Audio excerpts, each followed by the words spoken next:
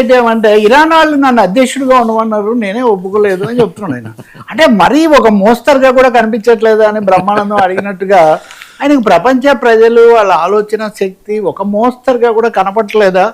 ఎందుకంటే ఇప్పుడు వాళ్ళ మధ్యంతర ఎన్నికల కోసం జరుగుతున్నటువంటి fund raising campaign Republican party దాంట్లో మాట్లాడుతూ ఇరాన్ను పూర్తిగా ఓడించేసాము, అంతా స్వాధీనంలోకి వచ్చేసింది, ఏ దేశ నాయకుడైనా సరే మా దేశానికి అధ్యక్షత వహించమంటే ఎగిరి గంతేసి ఒప్పుకుంటారు, వాళ్ళకే ఖొమైనీ ఇబ్బందుల్లో ఉన్నాడు, బాలేడు, సో మీరే అధ్యక్షులుగా ఉండి మమ్మల్ని నడిపించండి అని ఇరాన్ వాళ్ళు అడిగారు, నేను ఒప్పుకోలేదు, నాకు అవసరం లేదు అని చెప్పాను అని వాళ్ళ పార్టీ అధికారిక సమావేశంలో చెప్తున్నాడండి. అంటే ఎంత దురహంకారము, రెండవది ఎంత అవాస్తవాలను చలామణి చేయటము తలుచుకోవడం ఊహించలేనంత ఘోరంగా ఉన్న పరిస్థితి అనమాట.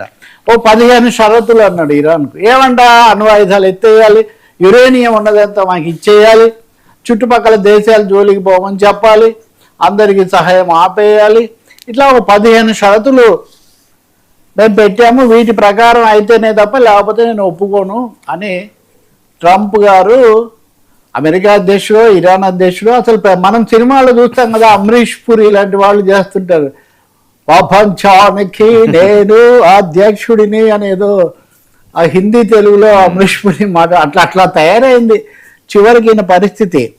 కానీ నా మూడో పాయింట్ ఏమంటే మాజీ ఐఏఎస్ మేధావి, నేను పేరు తీయదలుచుకోలేదు, వారు చాలా మేధావి, తెలుగు వాళ్ళకు ఆ రాజకీయ పార్టీ పెట్టారు, మధ్యలో ఆపేశారు. ఈరోజు ఆయన ఒక వ్యాసం రాశారండి ఓ ప్రముఖ పత్రికలో. ఆయన ప్రపంచంలో ఇంకే దేశంలో ఇటువంటిది వచ్చి ఉంటుందో నాకు సందేహం. అధికార క్రీడలు అంట, అనుకోని పరిణామాలంట. ఏంటి సార్ ఇందులో అనుకోండి? ఇంధన సంక్షోభం వస్తుందనేది అనుకోలేదా? గల్ఫ్ దేశాలు మండిపోతాయని అనుకోలేదా? అధికార క్రీడ ఎవరు ఆడుతున్నారు? ఒక దురాక్రమణ చేసి ప్రపంచ దేశాలన్నీ ఆఖరుకు కొద్ది గొప్ప స్నేహంగా ఉన్న మోదీ లాంటి వాళ్ళు కూడా కొంచెం సర్దుకుంటున్న పరిస్థితులు వస్తుంటే అధికార క్రీడలంట, అనుకోని పరిణామాలంట. ఇరాన్ మత దేశం అంట, ఇరాన్ మతం ఓకే, ఇరాన్ మత దేశమే, మత అయతుల్లా ఖొమైనీ మతాధిపతే కదా. మరి ఇజ్రాయిల్ ఏంటండి? ఇజ్రాయిల్ యూదు జాత్యహంకార దేశం కదా, జియోనిస్ట్ కంట్రీ కదా. సో ఇజ్రాయిల్ కనుక ఇరాన్ వల్ల తనకు ప్రమాదం ఉందని భావిస్తే కూడా యుద్ధం సరైన యుద్ధం జరుగుతుందని అంటాడు ఆయన. అధికార క్రీడలు ఇక్కడ ఇరాన్, తర్వాత ఇటు నుంచి ఇజ్రాయిల్, అమెరికా అధికార క్రీడలు సాగిస్తున్నాయని చెప్తున్నారంటే నిజంగా ఐఏఎస్లకు చాలా మొదట్లోనే అంతర్జాతీయ వ్యవహారాలు ఎవరేంటి ఇవన్నీ బాగా చెప్తారు. మరి ఎందుకు ఇటువంటివి రాస్తున్నారో నేను ఆయన గురించి మొన్న ఒక పండితుల గురించి మనం మాట్లాడాం, అది ఒక సంచలనం అయింది. ఇది ఆఖరికి ఈ పత్రికలో వచ్చిన సంపాదకీయాలకు కూడా ఇది లేదు. ఇంకా పెద్ద విషయం ఏంటి తెలుసా అండి? మొసాదిక్ ప్రభుత్వం ఇరాన్లో ఉన్నప్పుడు మొసాదిక్ను కూలదోసి సిఐఏ కుట్ర ద్వారా షాను తెచ్చి రాజుగా పెట్టింది. షాను కూలదోసి మళ్ళీ ఖొమైనీ, ఇదంతా ఇస్లామిక్ విప్లవం. వీరు ఏం రాస్తారంటే షాకు అక్కడ వచ్చి అధికారం తీసుకోవడం ఇష్టం లేదంట, షా అయిష్టంగానే అధికారానికి ఒప్పుకున్నాడంట. అలాగే మొసాదిక్ను గద్దెదించే కుట్రకు మొదట అమెరికా సుముఖత వ్యక్తం చేయలేదంట. మొదట ఐసన్హోవర్ అధ్యక్షుడయ్యాక ఒత్తిడికి తలవగ్గి పచ్చ జెండా ఊపిందంట. షా కూడా అయిష్టంగానే వచ్చాడంట. సార్ ప్రపంచంలో దురాక్రమణదారులు, కుట్రదారులు వీళ్ళందరూ కూడా చాలా అయిష్టంగా, విముఖంగా, అనివార్యంగా అని ఎందుకు సార్ ఇలాంటి పాఠాలు చెప్పి ప్రజలు పక్కదో పట్టిస్తారు? మీ మీద ఉన్న గౌరవం ఇదంతా ప్రజలకు చెప్పలేకపోతే ఊరుకోవచ్చు. ఇప్పుడు ఇదే రోజు రఘురామ్ రాజన్, రిజర్వ్ బ్యాంక్ మాజీ గవర్నర్, ఆయన కూడా అదే బ్యూరోక్రాటే కదా, ఆయన టైమ్స్ ఆఫ్ ఇండియాలో వ్యాసం రాశాడు. ఆయన తన వ్యూ పాయింట్ రాశాడు క్లియర్గా. ఏమని? రష్యా అమెరికా సూపర్ పవర్స్ అన్నది ఇప్పుడు రష్యా సోవియట్ యూనియన్ ఇప్పుడు లేదు, China America economic super powers అనే పదం వాడాడు ఆయన. అమెరికా దీంతో ఇలా దూకుడుగా ఉంది, చైనా తన మ్యానుఫ్యాక్చరింగ్, అగ్రెసివ్ మ్యానుఫ్యాక్చరింగ్తో అది కూడా వెళ్ళిపోతుంది. ఇటువంటిప్పుడు జాగ్రత్తగా ఉండాలి, భారతదేశ ప్రయోజనాలు కాపాడుకోవాలి, ఇలాంటివి సహిస్తే రేపు మన మీదకి కూడా వస్తుంది అది. కాబట్టి మేధావులు అనేవాళ్ళు అందులో కూడా కాచి వడబోసి కాచిన ఇవన్నీ చేసిన వాళ్ళు.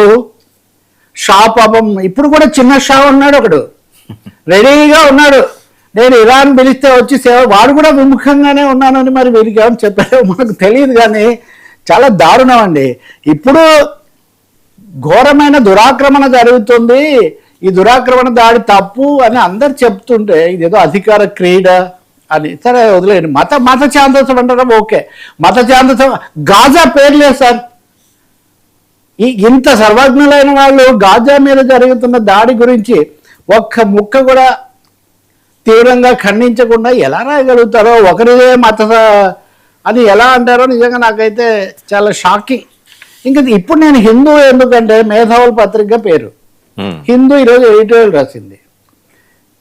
క్యూబాను ఎవరు పట్టించుకోవట్లేదు, ఈ విషయంలోనే ఉన్నారు. నిజానికి క్యూబా 60 ఏళ్ల నుంచి ఆంక్షల్లోనే ఉంది. 60 ఏళ్ల నుంచి, 60 years నుంచి. మధ్యలో ఒబామా కొన్ని రోజులు తీసేస్తే మళ్ళీ ట్రంప్ వచ్చి దాన్ని పెట్టాడు. క్యూబాను ఇంకా దిగ్బంధనం చేశారు. చాలా ఇప్పుడు కరెంటుకు కూడా కష్టపడుతున్నారు. ఎందుకంటే క్యూబా కరెంట్ ఎక్కువగా చమురు మీద ఆధారపడింది. వాళ్ళు పెట్రోల్ దీని మీద ఆధారపడి వాళ్ళ ధర్మం లేదు వాళ్ళకి ఎక్కువ. కాబట్టి ఇప్పుడు ఎప్పుడైతే చమురు సంక్షోభం వచ్చిందో వాళ్ళకు కరెంట్ సంక్షోభం వచ్చింది. క్రూయల్ అటాక్ అందండి Hindu editorial. After the cruel attack in Iran and Gulf అనే పదం హిందూ వాడుతుంటే అధికార క్రీడ, అయిష్టంగా, విముఖంగా ట్రంప్ గారు ఏదో పరోపకారార్థం లోక కళ్యాణం కోసమే అక్కడ చేస్తున్నట్టుగా మాట్లాడితే, అలాగే న్యూక్లియర్ ఆయుధాలు ఉన్నట్టు నిజంగా ఉన్నాయి ఎవరు నిర్ధారించారు? ఇప్పుడు ఇరాక్ దగ్గర రసాయన ఆయుధాలు ఉన్నాయన్నారు, ఎవరు బయటికి తీశారు చెప్పండి? ఒకవైపు ట్రంప్ ఏమో మేము నన్నే అధ్యక్షుడిగా ఉండమంటున్నారు, అసలు ఒక దేశాధ్యక్షుడిగా ఉండి నన్ను ఇంకో దేశానికి అధ్యక్షుడిగా ఉండమన్నారని ప్రకటించుకున్న మనిషిని ఖండించడం నిన్నటి వార్త ఇది మనకి ఈరోజు వచ్చింది. కాబట్టి ఘోరంగా ఉంది పరిస్థితి. కొన్ని సెక్షన్స్, కొంతమంది బుద్ధిజీవులు, మేధావులు అనేవాళ్ళు ఎలా వ్యవహరిస్తున్నారో దీన్ని బట్టి తెలుస్తుంది. Yeah sir.